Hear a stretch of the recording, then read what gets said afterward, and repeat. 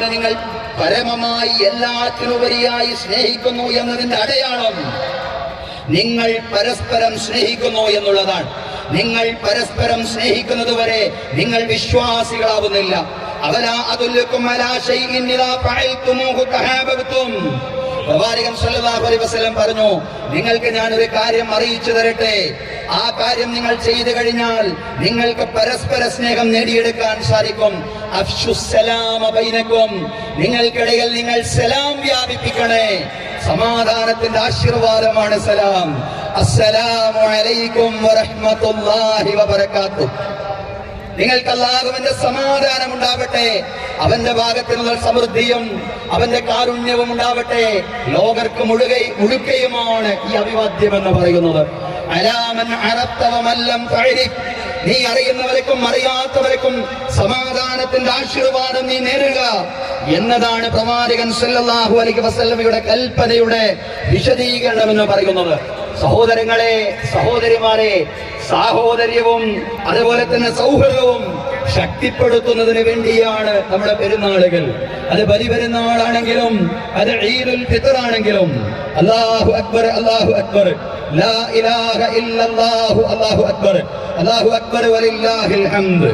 സഹോദരങ്ങളെ, സഹോദരിമാരെ, ഈ ഈദുൽ അദ്ഹ ദിനത്തിലേക്ക് വിശ്വാസികൾ പ്രവേശിക്കുമ്പോ നമുക്ക് കൂടുതൽ സന്തോഷമുണ്ട്, നമുക്ക് ഇരട്ടി മധുരമുണ്ട് എന്ന് പറയാം. ഒന്ന് പെരുന്നാളിന്റെ സന്തോഷമാണെങ്കിൽ, രണ്ടാമത്തേത് രാജ്യത്തെ പൊതുതെരഞ്ഞെടുപ്പ് ഫലത്തിലുള്ള ആശ്വാസമാണ്. രാജ്യത്തെ പൊതുതെരഞ്ഞെടുപ്പ് ഫലത്തിൽ മതേതര സഖ്യം നേടിയെടുത്ത മുന്നേറ്റത്തിലുള്ള ആശ്വാസമാണ്. രാജ്യത്തെ സുമനസ്സുകൾ ഐക്യത്തോടുകൂടി ഒരുമിച്ച് നിന്ന് പ്രവർത്തിച്ചാൽ തീർച്ചയായും വർഗീയതയെ അതിജീവിക്കുവാൻ കഴിയുമെന്നൊരു ആത്മവിശ്വാസവും പ്രതീക്ഷയും നൽകാൻ തെരഞ്ഞെടുപ്പ് ഫലം കൊണ്ട് സാധ്യമായിട്ടുണ്ട്. നമുക്കറിയാവുന്നത് പോലെ അധികാരത്തിലെത്തിപ്പെടാൻ മതേതര ശക്തികൾക്ക് സാധ്യമായിട്ടില്ല എങ്കിലും ഈ പോക്ക് ശരിയല്ലെന്ന ഫാസിസ്റ്റ് വർഗീയതയ്ക്ക് മുന്നറിയിപ്പ് നൽകാൻ ഇന്ത്യൻ ജനതയ്ക്ക് സാധ്യമായി എന്നുള്ളതാണ് ഈ തെരഞ്ഞെടുപ്പ് ഫലത്തിന്റെ ഏറ്റവും വലിയ പ്രത്യേകത എന്ന് പറയുന്നത്. ധ്രുവീകരണം തെറ്റിച്ച് നേട്ടം കൊയ്യാൻ ആര് ശ്രമിച്ചാലും ഡിവൈഡ് ആൻഡ് റൂൾ, ഭിന്നിപ്പിച്ചു ഭരിക്കുക എന്ന ബ്രിട്ടീഷുകാരന്റെ തന്ത്രം ഈ രാജ്യത്ത് വിലപ്പോവില്ലെന്ന് പറയുന്നതായിരുന്നു നമ്മുടെ തെരഞ്ഞെടുപ്പ് ഫലം എന്ന് പറയുന്നത്. ഇന്ത്യൻ മനസ്സ് വർഗീയമല്ല, അത് വർഗീയമാക്കാൻ ആരൊക്കെ ശ്രമിച്ചാലും ലക്ഷ്യം നേടില്ലെന്ന് പറഞ്ഞ തെരഞ്ഞെടുപ്പാണ് കഴിഞ്ഞു പോയത്. നമുക്കറിയാം, തികഞ്ഞ രാഷ്ട്രീയ ലക്ഷ്യത്തോടു കൂടിയായിരുന്നു ബാബരി മസ്ജിദ് പൊളിച്ചെടുത്ത് ക്ഷേത്രം പണിതത്. സന്യാസിമാർക്ക് പകരം പ്രതിഷ്ഠാകർമ്മം നിർവഹിക്കാൻ ഭരണാധികാരി സ്വയം സന്നദ്ധനായതും തെരഞ്ഞെടുപ്പ് മുന്നിൽ കണ്ടുകൊണ്ടാവണം.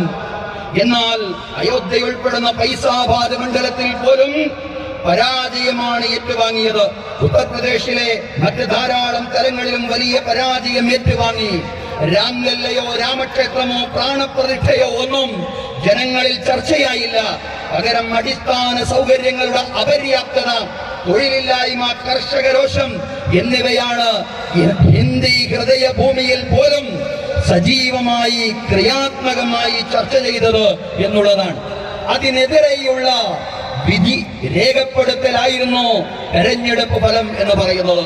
സഹോദരങ്ങളെ, വർഗീയ അജണ്ടകൾ ആരെ മുന്നോട്ട് വെച്ചാലും അതവർക്ക് നേട്ടമായി മാറില്ലെന്നാണ് ഈ തെരഞ്ഞെടുപ്പ് ഫലം നമ്മൾ പറയുന്നത്.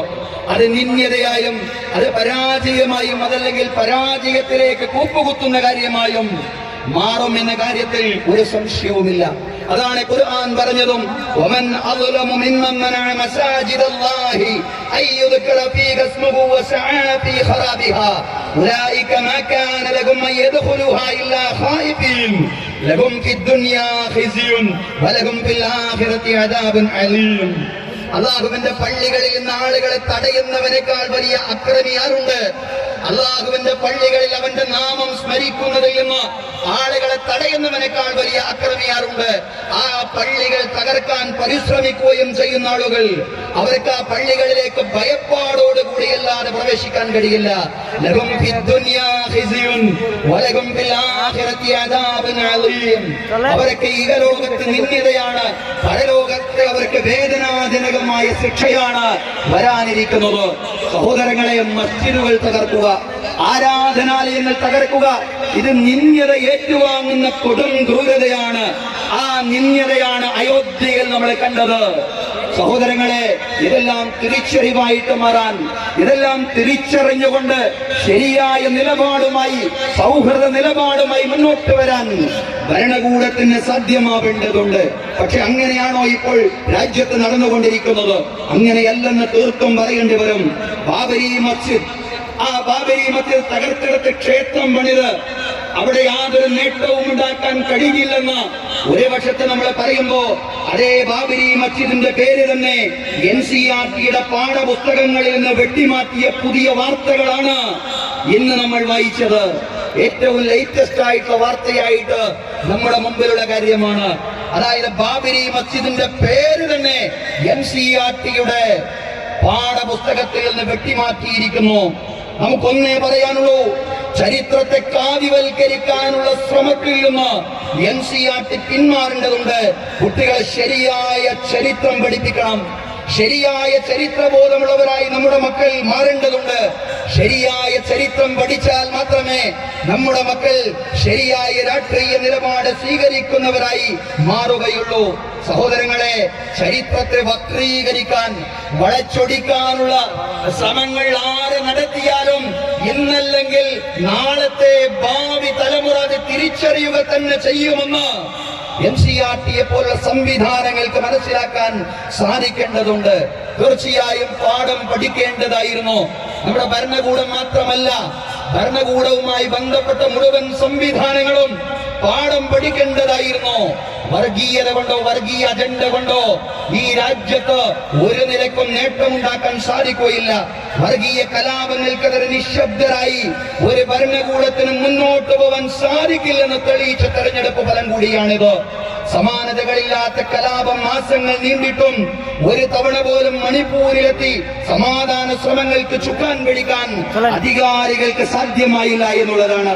വംശീയ പോരാട്ടം ആഭ്യന്തര യുദ്ധത്തിന് സമാനമായി വളർന്നിട്ടും ജനങ്ങളുടെ ജീവനും സ്വത്തിനും സംരക്ഷണം നൽകാൻ ബാധ്യസ്ഥരായ സംസ്ഥാനത്തെ സർക്കാരും അക്രമികളുടെ കൂടെ ചേർന്നു.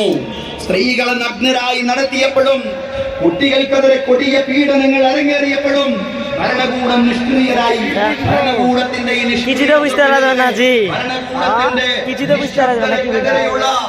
മണിപ്പൂർ നിവാസികളുടെ വിധിയെടുത്താണ് പിന്നീട് നമ്മൾ കണ്ടത്. ബഹുമാന്യരായ സഹോദരങ്ങളെ, സഹോദരിമാരെ,